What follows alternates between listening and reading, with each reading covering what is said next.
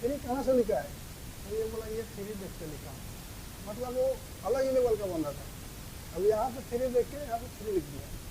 अब first class के बच्चे के लिए जो अभी पहले क्लास में गया है, क्या इतना पढ़ सकता है? अगर आप लोग के घर में कोई बच्चा पढ़ने वाला है, ऐसा पढ़ सकता है, तो जरूर कमेंट करिएगा कि हाँ मेरा बच्चा पढ़ता है। इंग्लिश मीडियम का जो बच्चे पहले क्लास में पढ़ते हैं, फर्स्ट क्लास में, उसका बुक से मैं लेके आया हूँ। और आज का क्लास जब आप देखेंगे तो सच में हैरान हो जाएंगे।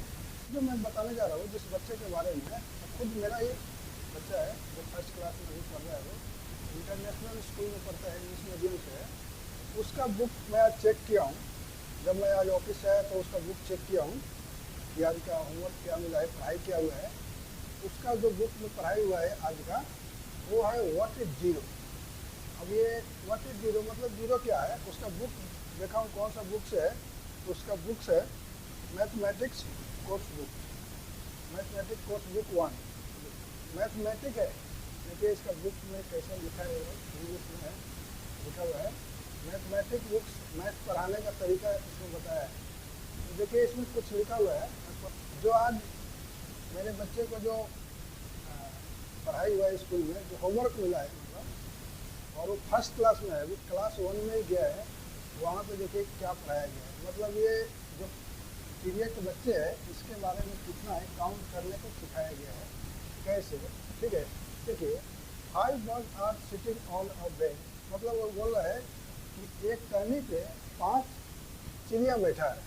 वही बोल रहा है 5 birds are sitting on a bench, एक पे 5 बैठे हुए हैं। ठीक है, नीचे देखिए क्या लिखा है, 2 बर्ड्स फ्लाई हुए, मतलब इसमें से 2 उड़ गए।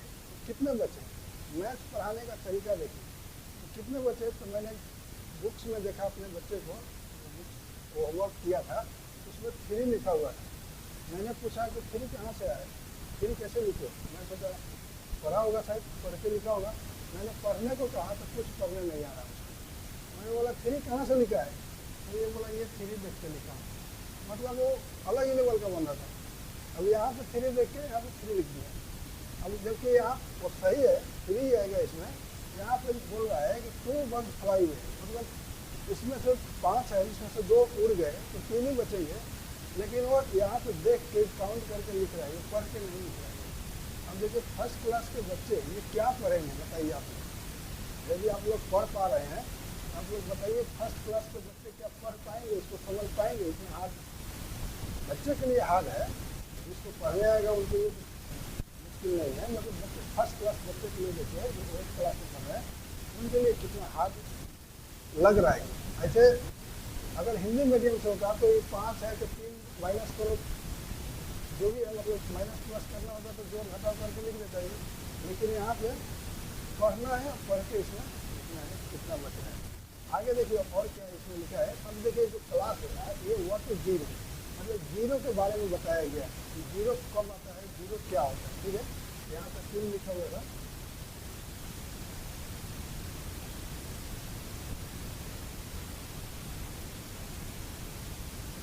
यहाँ पर 3 है, 3 बचा है। अब आगे देखिए क्या लिखा है।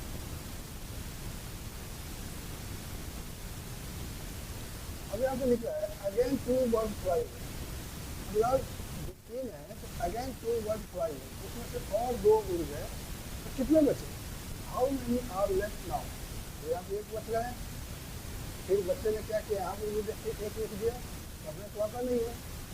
अब यहाँ तब ना पढ़ के लिखेगा, यहाँ पे 1 लिखा तो 1 लिख दिया यहाँ पे। नेक्स्ट देखिए क्या लिखा है, the remaining birds also fly. अब बोल रहा है कि बाकी के बच्चे जो चिड़िया के बच्चे बर्ड्स वो भी उड़ गए, जो वही यहाँ पे लिख रहा है the remaining birds also fly हुए, मतलब बाकी बच्चे वो भी उड़ गए चिड़िया। ठीक है, तो कितना बच रहा है यहाँ पे? कुछ भी नहीं है।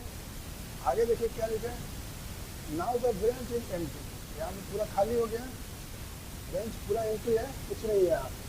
ठीक है, अब नीचे में क्या लिखा है, जीरो के बारे में जो बताया था कि what is zero, what is zero, यही आज का जो क्लास था यही था, व्हाट इज जीरो मतलब जीरो क्या है। अब देखिए यहाँ पे लिखा है now the bench is empty, मतलब ये खाली हो गया पूरा।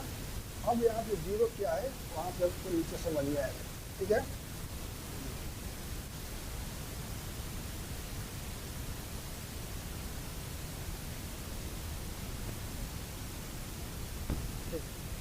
देखिए यहाँ पे now the bench is empty, यहाँ पे खाली है पूरा, कुछ भी नहीं है।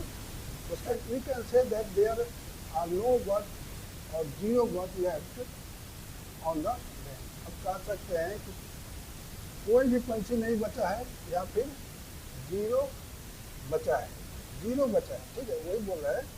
अब कह सकते हैं कि कोई भी पंछी नहीं बचा है या फिर जीरो बचा है।